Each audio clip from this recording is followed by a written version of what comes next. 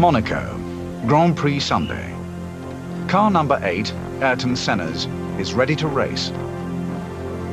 For the mechanics who prepare and maintain his car, their job is almost done.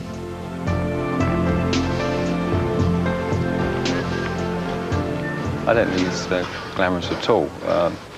You only see in Europe the airport, the circuit, and then you're back to the airport again.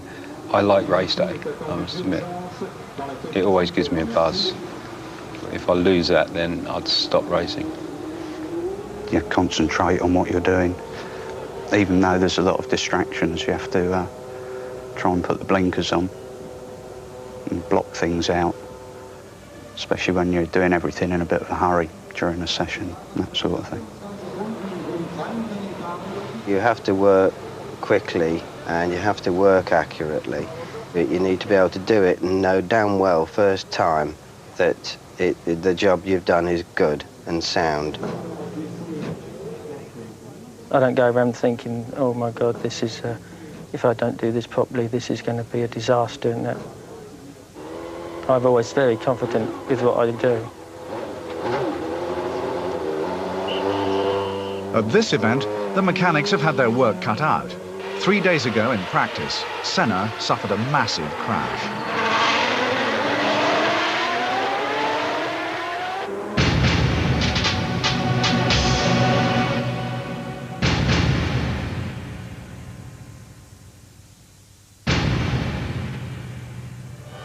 The car looks like a write-off, and most times it would have been. But this morning, the team has other ideas. Mary, is it your channel too? Yes, can you? I'm just walking up there, I'm running up there. We have to get the car back. Senna is bruised, but safe. Ron Dennis, the McLaren boss, decides to attempt to rebuild the car in time for the afternoon qualifying session. The mechanics have 2 hours to do the job. Chris?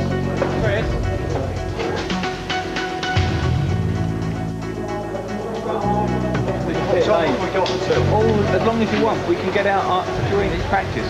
Right, let's do it over there. First reaction was that there's no way we could have got it out for the afternoon just by looking at it. We need one on each corner and one on the front.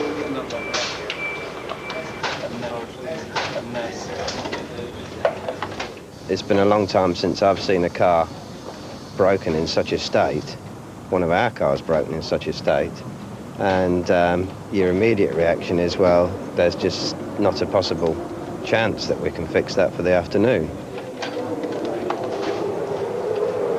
going to set it up here. We've got the marks of the other car, but we need Giorgio back here, over.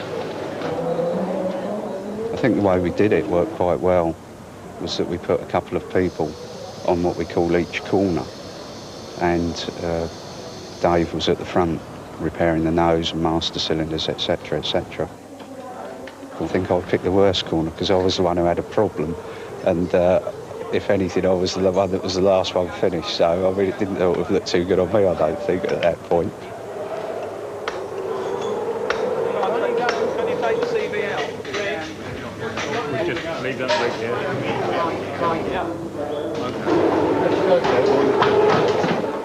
Ayrton Senna hurt his thumb in the crash, so he's checking to see if he can still handle the steering wheel.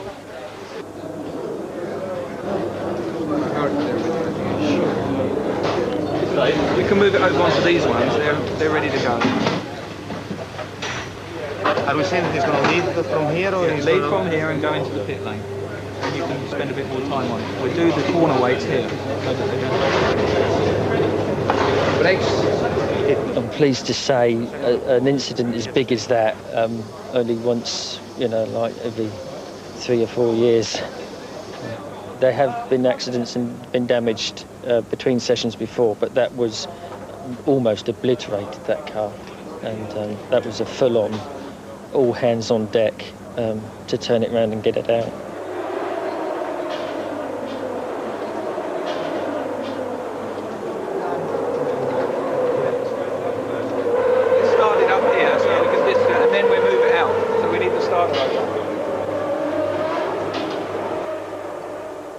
To the surprise and even congratulations of their rivals on the pit lane, the mechanics get Ayrton Senna's car back on the circuit for qualifying.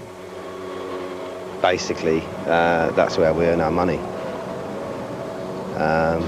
Getting the car out as quickly as that in those circumstances, and it was raining and it was wet inside and it was uncomfortable, but the job's there to do, so that's how we basically earn our wages most of the time. Thanks to his mechanics, Senna qualifies third on the grid. Then, in the same car, he goes on to win the Monaco Grand Prix for the 6th time.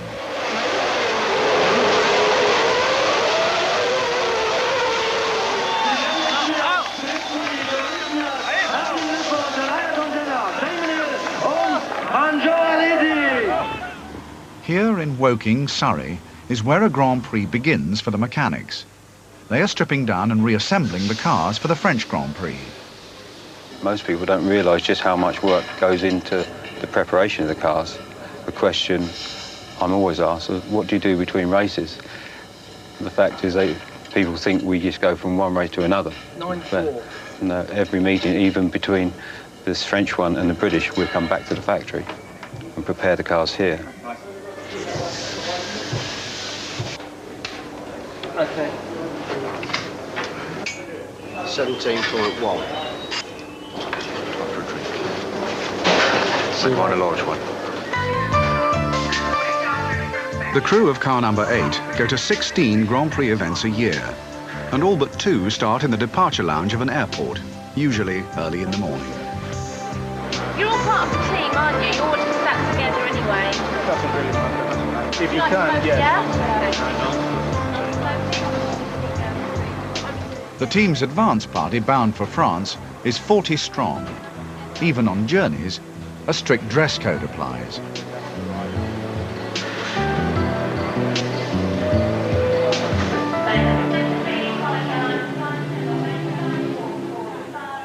It's the start of a long day for David Crabtree. He can only guess when he'll see his hotel tonight. Hopefully.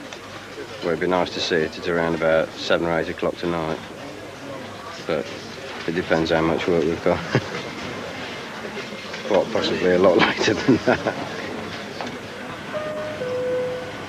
May I have your attention, please? Monarch Airlines are pleased to announce the departure of their flight MON 1116 to Clermont-Ferrand. What's on there? I don't know. It says Senna's toughest test. What is it? His new girlfriend?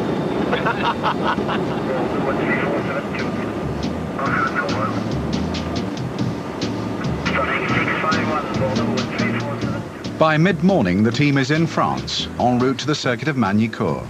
It's a 2-hour drive, the best view of France they'll get for the next few days. I don't mind driving. I always get the best seat. I've actually been driving McLarens longer than Ayrton Senna.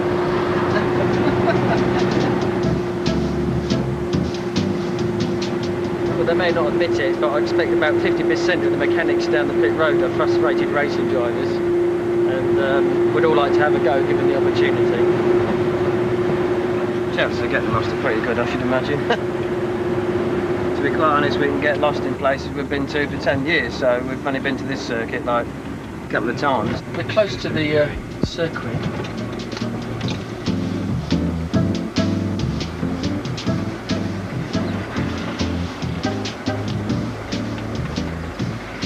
Hello! You're on the proper route now. Yeah? Yeah. In fact, you've seen that then, have you? Yeah, we've seen it. Yeah. Okay. 2 o'clock, and the circuit at last. All the Formula One teams are fond of uniforms. They contribute to the brand image of the team.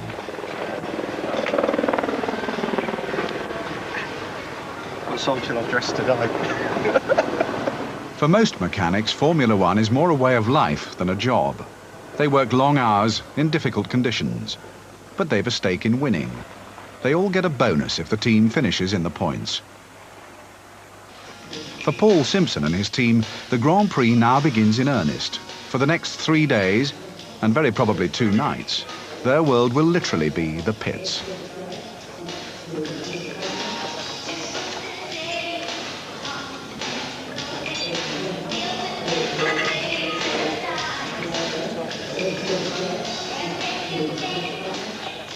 One of the first jobs is to satisfy the scrutineers who enforce the rules. Did you bring any ovals?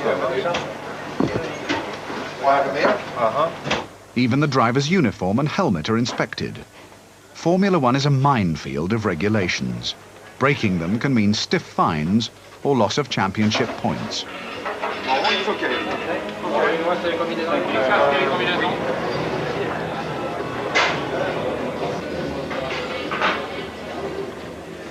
Formula One cars have become more and more sophisticated, a mixed blessing for those who have to look after them.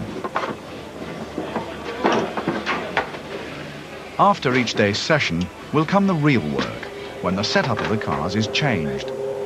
It's quite technical, and it's not as tidy as you'd ever like it, that is for sure.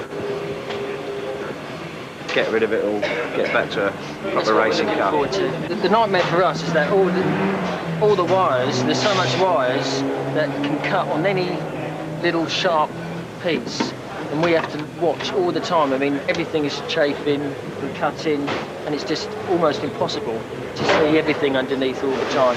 So many sharp edges. It's a nightmare.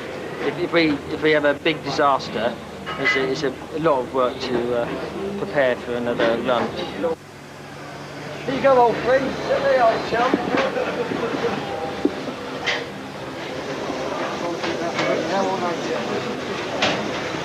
Oh, get out, join in a little bit, will you? Stop hiding.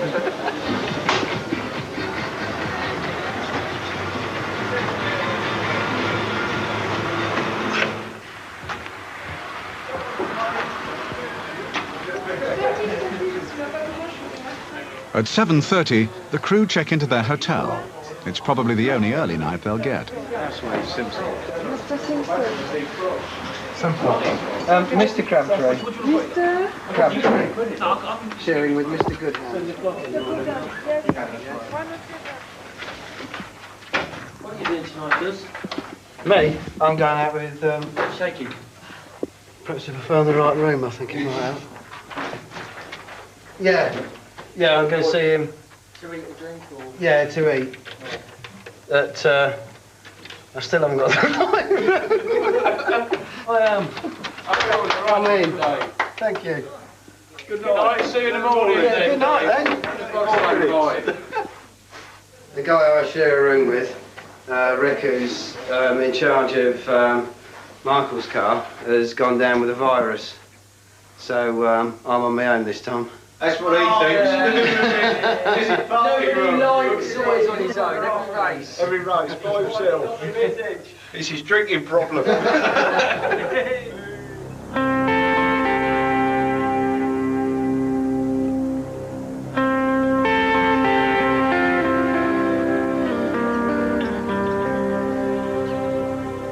Friday morning, the McLaren team are the first at the circuit. Ahead lie 2 days of practice and qualifying, and then the race. After each day's session will come the real work, when the setup of the cars is changed.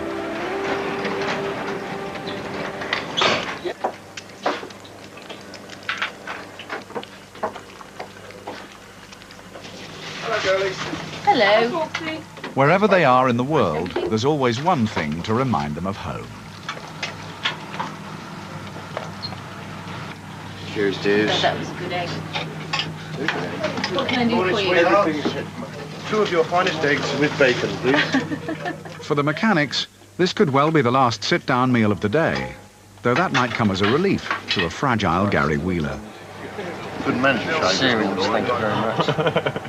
Are you sure you don't want some cooked breakfast, Gary? Cool. Get it down. I've just put one out, thanks. Oh, look at all that grease and oil. Yeah. Another bottle of wine, guys? Don't drink much, thanks, Steve. No.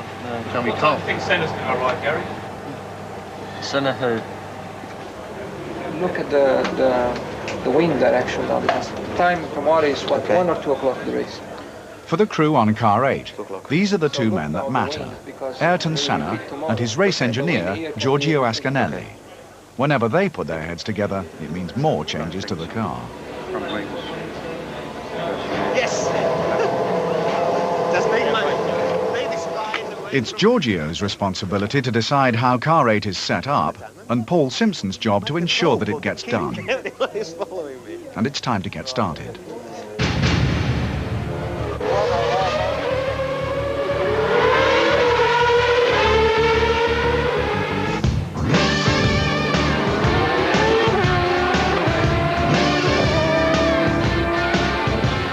Runs, and the last run of the day we change tires again.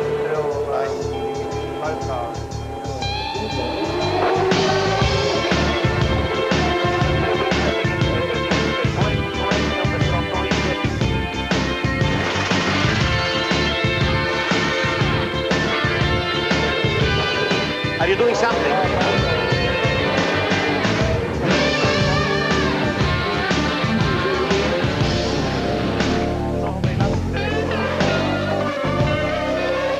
Now, for the next set of tires, you want to correct it like this.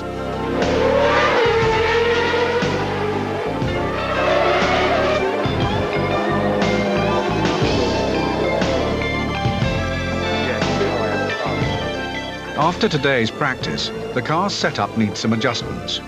Mark Lunnan is in charge of the gearbox on Senna's car. I'm changing the gear ratios at the moment. They're somewhat hot, though, so I have to do it rather carefully. The oil temperature is about 100 degrees at present, which is its usual operating temperature.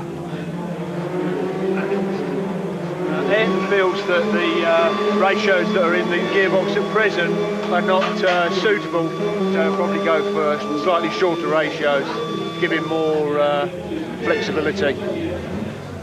It's question of taking it apart, putting it back together again. We'll do this maybe 5-6 times in a weekend on each car. Some circuits you can even change 5th or 6th gear if the wind changes direction. And you had to move the low drag on gearbox as well, and gearbox always have no drag.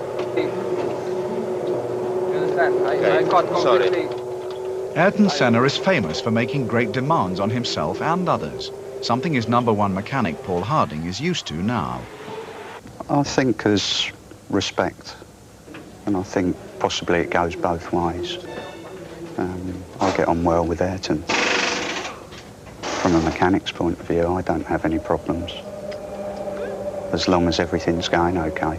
But obviously, in the heat of the moment, if things go wrong, then tempers can get a bit frayed. But I think you have to be fairly strong. And if you know that you're right, you have to say that you are right. And I think he accepts that. But if something goes wrong, just apologise and say I'm very sorry. And normally it's okay. I think that if it wasn't, things would have happened by now. They deal with a very big responsibility, which is safety. So when they put a wheel in place, or brakes in place, or a wing, or a gearbox, or an engine, or cooling systems, lubricating systems, they are dealing with your life. If they get it wrong and you go on the circuit and you have a technical failure as a result of one of their mistakes, that is bad. And they are the ones that in the end put this thing together. So they have the ability to create, innovate by themselves, and as much as they are important in that aspect, they are also important as enthusiasts. They are all racers. I think personally that Ayrton Senna is the finest racing driver of his era. He's quick, he's brave, and he gives more than 100% all the time. It must be difficult to work with a driver. Come Sunday afternoon, is prepared to race for 7th, 8th place. I like to work with a guy that will race to come first, whether he's got a good car or a mediocre car. I like to see the guy try.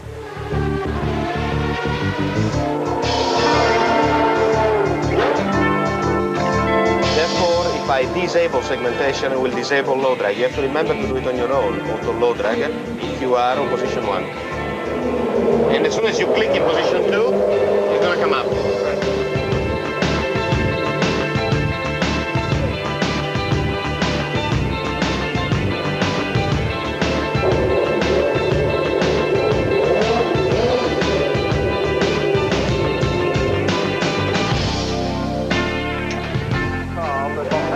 If you feel it coming in, it's gonna come coming off a little.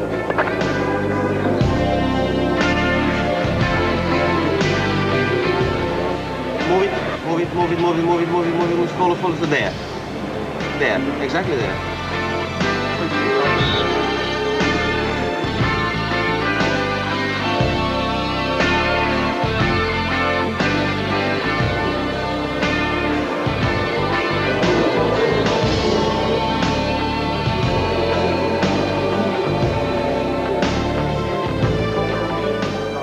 On the eve of the race, there is always more work to do on the cars. Another long night for the mechanics. We got an ice cream for me. Oh, look, I get first choice for a change. Come on, I always come to the guys first. Oh, look at these. No, there's about 5 varieties. Mars. Shaky, crappers, Mars, nuts, crunch, some nougat-y sort of thing. That's like a nougat, frozen nougat.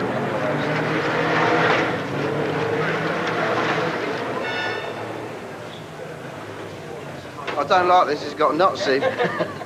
There is a long list of mechanical jobs to be done and many setup changes. Now we can take the engine out. We put new engine in, new radiators, new gearbox, new brakes, check the fuel system. It's a complete rebuild now. What's left of the old car then? Just the chassis and the front suspension, if that's okay.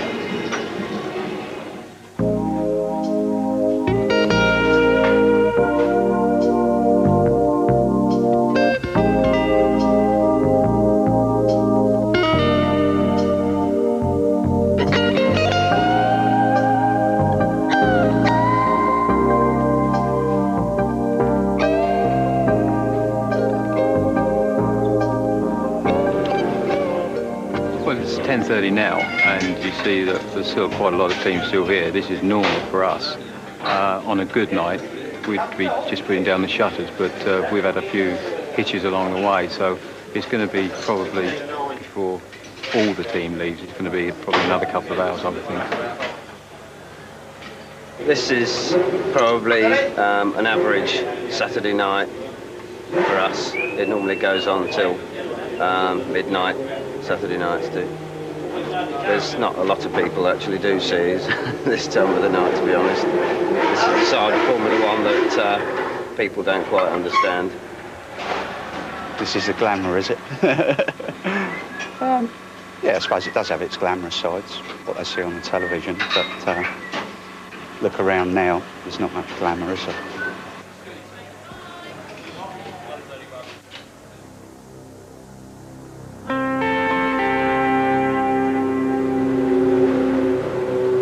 Race day for the mechanics begins with tyre change practice.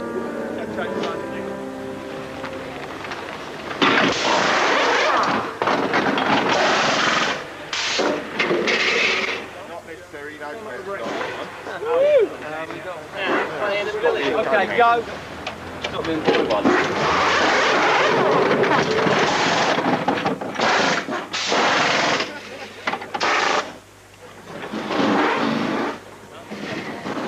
Mechanics do the tyre stop and the truckies.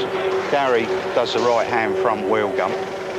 David does the taking off of the left rear. I do the wheel gum on the left rear. And Mark does the right rear. He does the taking off. That's the 4 guys off of our car. And then all the other guys do the other jobs as well. It's pretty important for testing out all of the equipment, and also for us as well, to get us into the swing of things, ready for whatever happens this afternoon. Because you're involved in it then, you're involved in the race, and you can, on occasions, pick up places if you do very good pit stops, if the car that's in front has a slower one. So you contribute sometimes to an overtaking manoeuvre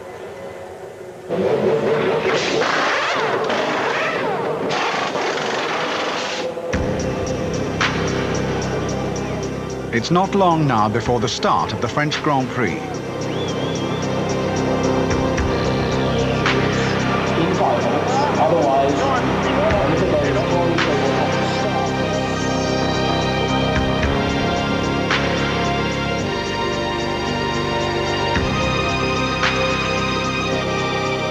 Right up to the start, work goes on.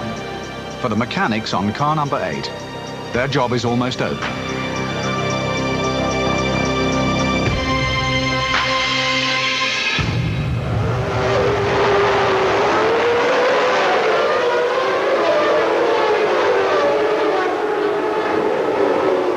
After 3 long days and 2 late nights, now the crew can only wait.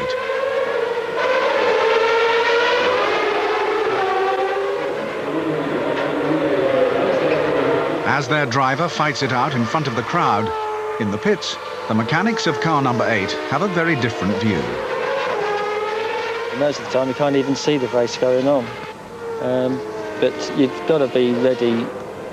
We're always listening to the driver on the radio anyway, and you've always got to be ready in case it comes in, exits the last corner with a puncture.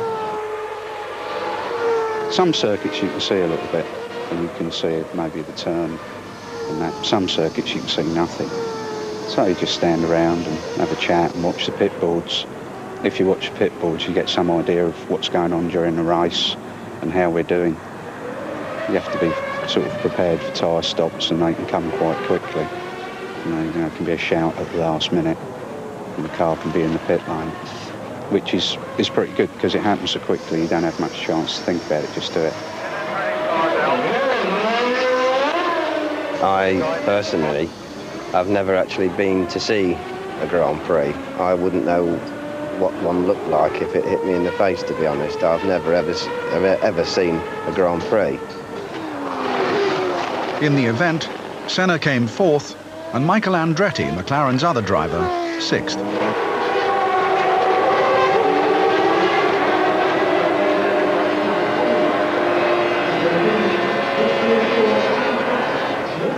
Two cars in the top 6. I think we're pretty happy with it. Billy on Michael's car is, yeah, Billy's well chuffed with his 6th place. He's well happy with that this weekend. So, all in all. So all that late night work. Don't say it was worth it. Don't ever say it was worth it.